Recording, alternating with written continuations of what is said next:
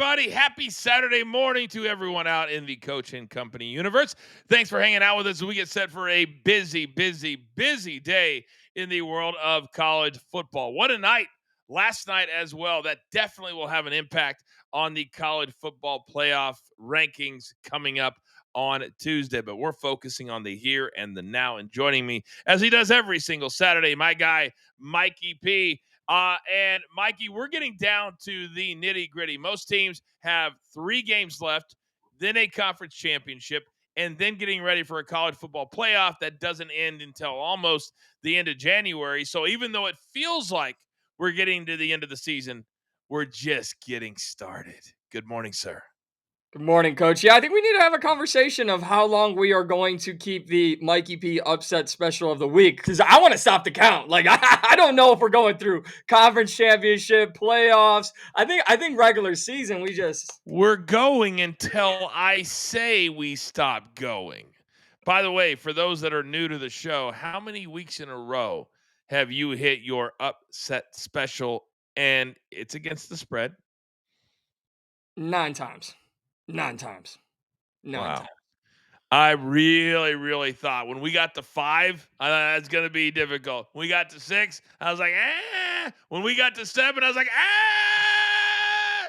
And then now we're at 9. That's absolutely bananas. Absolutely bananas. So we'll have that at the end of the show. So basically, we're handing you a cash ticket, but you got to wait till the end of the show.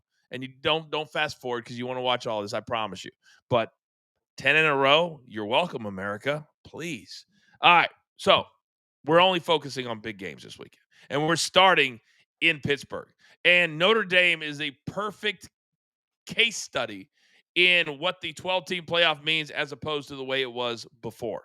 Because they lose early. They don't look good early. And now they have been boat racing teams, including Navy last week, by 39 to get into a position now that if they win out, they will be a playoff team. So they go to Pitt, and this is interesting too, because Pitt has an avenue to the playoff through their league, the ACC, and they could get beat by 70 this week, and it wouldn't matter for them. How are you handicapping this game? Well, it matters for Notre Dame, and Marcus Freeman loves those 3 letters. ACC 14-2 all time against ACC opponents. Oh, by the way, this is the first of 3 straight matchups against ACC teams. So Notre Dame could really just destroy the ACC conference as much as they want while they stamp their ticket to the playoff. Pitt head coach said that this game doesn't matter. That's great. That if I'm a player, I feel so happy that my coach will go out and say it. Coach, on this game, the 12.5 scares me a bit. So I like the over in this game because I believe Notre Dame will put up a lot of points because we are now at that point of the eye test and how not who you beat, but how you beat them. And I think Notre Dame beats them handedly in this game. The only thing, and I have not looked, is it's cold on the East Coast. And it's going to be nippy at this time of the year, especially in Pennsylvania. But other than that, I don't think that it should be much of an issue. Pitt can score on Notre Dame. Pitt's a team that does have a fairly decent offense. And when I hear a head coach say that in the NFL, you can kick games out in week 16, week 17, when you look at it and say, literally, this does not matter to where we're going to end up in the playoffs. In college, though, these are kids. And if you take a weekend off, or if you tell them, guys, mentally, it doesn't matter what happens, then you turn that switch off, Mikey. It could be very difficult to turn it back on. So I would be very hesitant to say anything like what he said, because what if they went out and beat Notre Dame? What if they do? Now, all of a sudden, the perception of Pitt is severely different. That helps their confidence. It helps their confidence moving forward. Where's the self-pride if you're Pitt? Coach, I don't have to tell you, there's so many players at the college level. When we get to November, December, if their team is not bowl eligible or they're not in the hunt, there's only 2 words they're thinking about: transfer, portal. So why would you want to turn any player off? We're here November 15th, and you've still got 3 games left on your schedule. You want to turn those players off before they turn themselves off? It's a horrible look. I would be pissed if I'm a Pittsburgh Panther player right now. I want to go punch Notre Dame in the face, even if it in the end doesn't matter. It matters to me. It's why we have rivalry weekend as well. Every game matters. In college football, it's different than the pros. We're not playing for next year. We're playing for here and now. I may be done. My career might be over if I'm a senior. So, yes, this matters. I may only have 3 games left in my career. So, yes, this matters. When a coach says it doesn't matter against arguably the biggest brand they will play all season, that's a problem for me. That's a problem for me. Game number 2. We're going to the Big Ten because this will have, I think, repercussions. I think when the committee looks at certain things that both of these two teams, Iowa and USC, will play a part in other teams potentially getting in. USC still has a game against Oregon next week. So this one important for both. Your take. I love Iowa's defense. And if you've watched Iowa, I think you always say that. For me, this is going to be a test. That Iowa defense against USC's high powered passing offense. But also on the other side, Kamari Moulton, the running back of the Hawkeyes, he's ran for at least 75 yards in the last 5 games. So I'm very interested to see how USC's subpar rushing defense will handle Moulton. That hook is scary, coach. You know I hate hooks, but I almost, as someone who played Iowa in the upset special of the week last week, I almost really like Iowa to cover in this game because that if you hold Oregon below 20 points, I gotta believe your defense can show up. I'm looking at the standings right now, and in the conference, Indiana and Ohio State. But how do they do? Because I know they've changed how they've done it in the past. Do you know off the top of the head how they go about their championship game now? Because I I do honestly, you do? not off the top. No, I do not. Not off the Yeah, top of my head. because they used to be, they had to separate the East and the West, and then they kind of did away with that, and it's just a full uh 18 team conference, which makes it very difficult because you're only playing 8 of them or 9 of them. But right now, Indiana and Ohio State are both undefeated.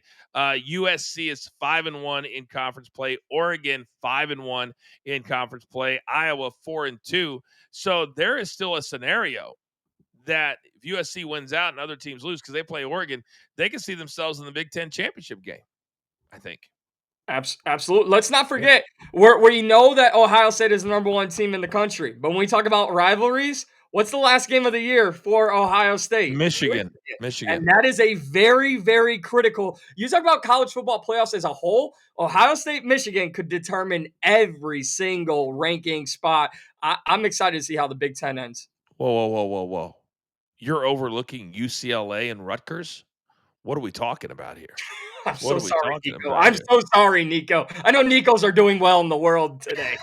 I'm so sorry, Nico. All right, game number 3. We're going to take a little bit of a left turn here, out of the Power Four and into the Group of Five, because none of these teams have wanted to step out front and be like, "Yes, please let it be me." Memphis, you had it.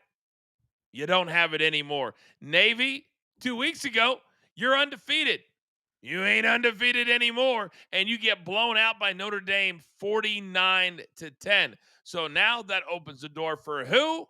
South Florida, which is where this whole thing started at the beginning of the season when they beat Florida in the swamp. You see how it all comes back around, and now they're laying 10 against Navy at Navy. Your take. Hot take. This game's not even close. South Florida rolls. That over cashes at 62.5. Coach, when you have a quarterback who leads the nation in total offense, which means both passing and rushing, Byron Brown is one of the most fantastic. He's not going to get the Heisman talk. He's not going to get any respect that he deserves. But as a guy who can control his team's destiny to the college football playoff, I think Byron Brown puts on a show. And I think people go, I want to see that team in the college football playoff. It's not his density, it's his destiny. What movie is that from? Back to the Future. How do how do you know know that that's a line from Back to the Future if you haven't seen Back to the Future? Are you lying to me? Maybe I've done my homework. Oh my God.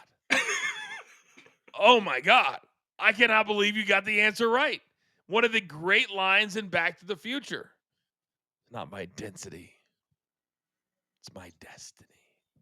I can't believe you got that right. I'm a little shy. I don't even know where to go right now. I really, really don't.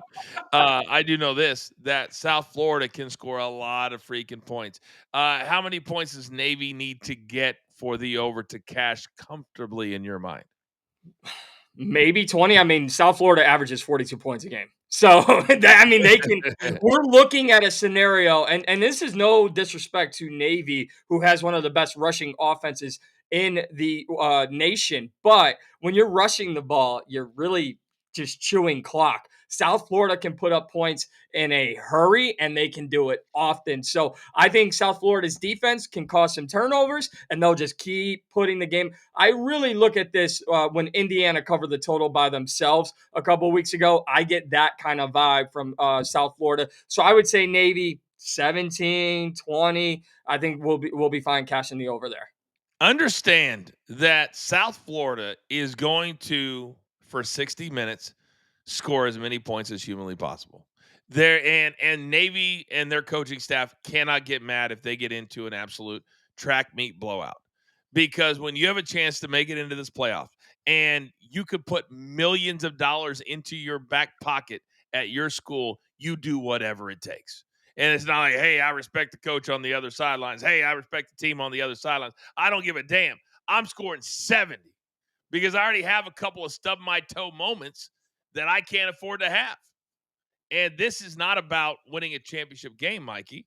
This is about the highest ranked team in the group of five. Am I right? Yeah, Am I absolutely. right? And yeah, you are. And this is a team, like I said, they control their destiny. Byron Brown, you want to make a statement. You don't want to just win. And it doesn't matter if you're in the driver's seat. What have you done for me lately is how the College Football Playoff Committee looks at every single program. And if USF goes into Navy where they haven't lost at home all season and they run up the score, USF, I really like their chances of getting. All right. Very, very good. That game, a 3 o'clock start on later today. All right, let's go back to the SEC because this is a big one for both teams. Alabama might be able to afford a loss and still stay in the playoffs, but they're in a position for a bye. Oklahoma, on the other hand, they need to win. They need to look impressive, and then they need to keep winning, and their schedule has been brutal. One more loss for Oklahoma, and they're out of this thing. So you see the numbers 6 points. Alabama is the better team, but we've seen against South Carolina, tough. We know they lost to Florida State. That was a long time ago. So who is the real Alabama team in your mind right now? I don't know that I know the answer to that question because I'm not sure which Alabama team we're getting. That game against LSU was ugly last weekend. Beyond ugly. Here's what I do know about Alabama, coach. Ty Simpson, the quarterback, he's elite and he's not getting the credit he deserves. He's completed 67% of his passes, thrown for over 2,400 yards, 21 touchdowns, just one single interception on the season. Now he's taking on an Oklahoma defense that ranks fourth in the nation. This is the ultimate test right here for Ty Simpson. You either catapult, I think Alabama cements themselves as a top four seed with a win over Oklahoma. But I will give the Sooners their credit. I like them +6, but I think Alabama wins this game. It almost feels like we never recommend buying more than a point. Most of the time, our guys hate buying points at all. However, in this instance, it feels like the smart thing to do. It feels like if I buy a point, sometimes my book that I have to use, a point and a half, you're allowed. It'll let you go 2 points up, 2 points down normally. And to me, if this was 7.5 instead of 6, that's a completely different discussion to me. So I may do that, but you're going to pay 50 or 60 cents to do that. And so you just got to ask yourself, am I willing to pay that money and be willing to lose it if you're going to take that money away from another pick? That's essentially what you have to ask yourself. But Alabama right now, their end of season schedule, Oklahoma, the Fighting Tony Romo's, Eastern Illinois, and then Auburn, which doesn't scare me at all if I'm Alabama. If I'm Oklahoma, I've got Alabama, I'm home to Missouri, and then I'm home to LSU. You win out, I think Oklahoma is a playoff team. Do you? Yeah, yeah. If they win out, they have to be a playoff team. I That's why I believe they keep it close. And coach, I got it. I know you hate this word, but I think I might like the under in this one. There's two teams, well, at least one that's very, very desperate to get in, and I think Oklahoma's defense can hold Alabama's offense to not putting up 30 plus points. What are we doing? I know. I'm sorry. I cannot watch this game and bet the under. It's just I might as well go do the dishes during the game. Are you kidding me? The under at 45 and a half. So you're hoping for a scintillating 20-17 game right now? That's what we're hoping for? It's almost what we got last week against LSU. I know you're right. I know you're right. I get it. I get it. All right, let's stay in the SEC. The game of the week. And this is amazing to me that, and I think the narrative is they got blown out by Ohio State. They didn't. They only lost by a touchdown. It was just a bad game. And then when they lost to Florida, but it feels like, doesn't it, that they have a lot more losses than that?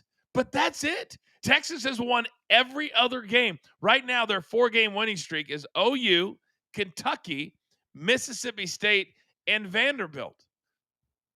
Now they go to Georgia, home to Arkansas, and then number 3 Texas A&M. Would you ever have thought on October 4th that Texas would control their own destiny? Coach, this isn't salt. This is a sprinkle. I think I'm sprinkling on the money line for the Texas Longhorns. Desperation, Arch Manning's revenge, going in and making a statement. This game tonight is exactly what the college football playoff was built for, exactly why we watch college football on November 15th. I think this game might be the game of the year. I think this is the game Arch Manning arrives a little too late this season, but I think Arch Manning arrives in this game. 2 weeks they've had to get ready for this game. Vanderbilt was a week ago. It doesn't feel like it because when you don't play, we just forget that you don't play. But this is 2-week preparation. It's going to be hard to play there. And I'm excited for this game. 49 and a half. Georgia's a team the last couple of years. They'll go out some weeks and it's like the Tennessee game. Remember the Tennessee game? What the final was there? 40. Learn how to speak English, Jonathan. 44-41 was the final. But then you got games like last week. You're like, well, maybe it's the under. 41-21 against Ole Miss. Maybe defense. 43-35. But then you go against Auburn. Let's play the over. 20-10. I don't know which Georgia team is going to show up as far as points. I would love to play the over and just sit back and enjoy the show.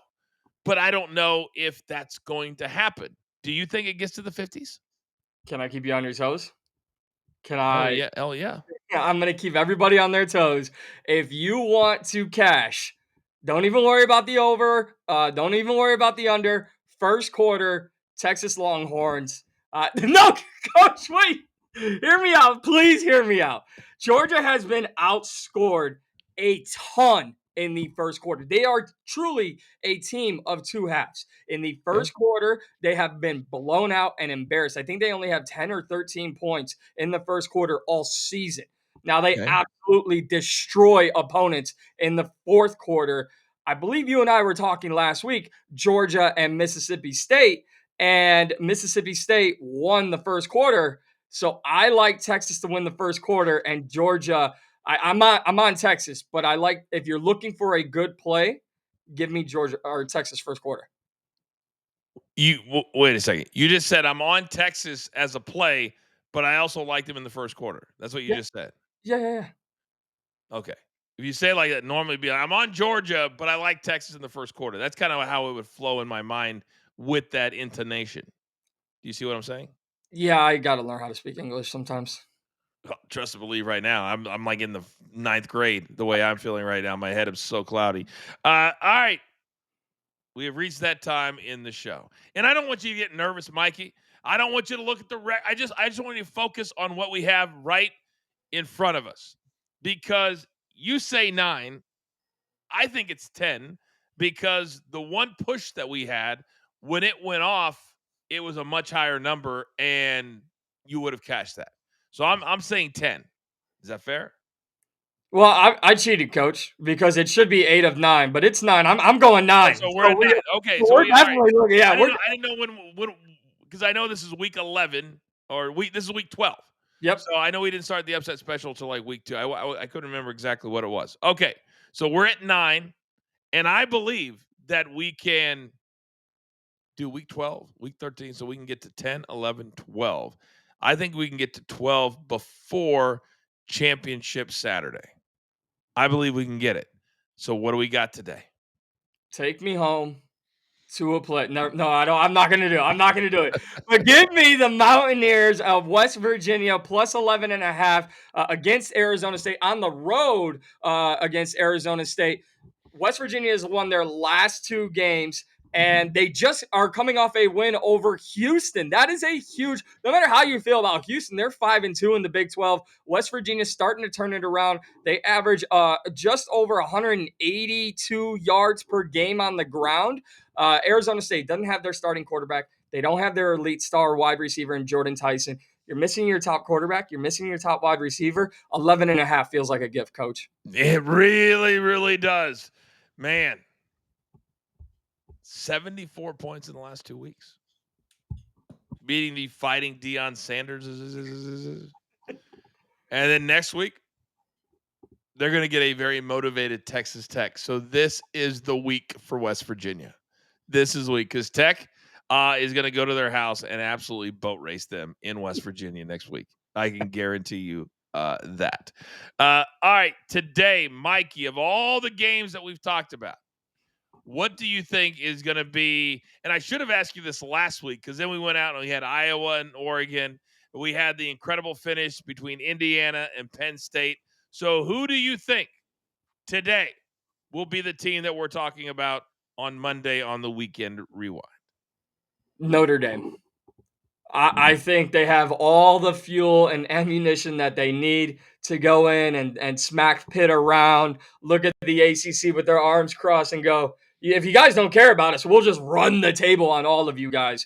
Marcus Freeman is in my top 5 of college football coaches, and I don't think that's up for debate. So, given his record against the ACC, given how Notre Dame started off slow, and I understand the weather's not ideal, but when the weather's not ideal, usually stick on the ground where Jeremiah Love excels for the Fighting Irish. So I think we'll be talking about Notre Dame. Okay. I think we're going to be talking about the Texas Georgia game. My gut tells me it's a shootout. My gut tells me that there is something special in Arch Manning. And I think that he wants to put all the ghosts from early season lore behind him. And if he goes out and throws for 300 yards and 4 touchdowns and they win this game, nobody's talking about October, September, and they're talking about him as a top 5 pick in the NFL draft after he plays next season back at Texas because he better not come out this year, is all I'm saying. But I think he has a chance to do that, which is why he went to Texas in the SEC for games like this. I think it's going to be an awesome game. I can't wait to watch it. I can't wait to chop it up with you on the show tomorrow as we get ready for the NFL. And then, of course, on Monday as we recap it on the morning show and right back here as well. Mikey, well done today, bud. Good luck with your plays and your first quarter play on Texas. But first quarter profit.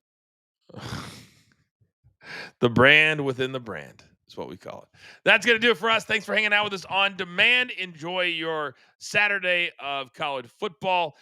We do really appreciate the fact that you give us your time and you trust us as well. So we appreciate that very, very much. For Mikey P, for producer man, I am the coach. We'll see you next Saturday right here on Coach and Company. Good luck today.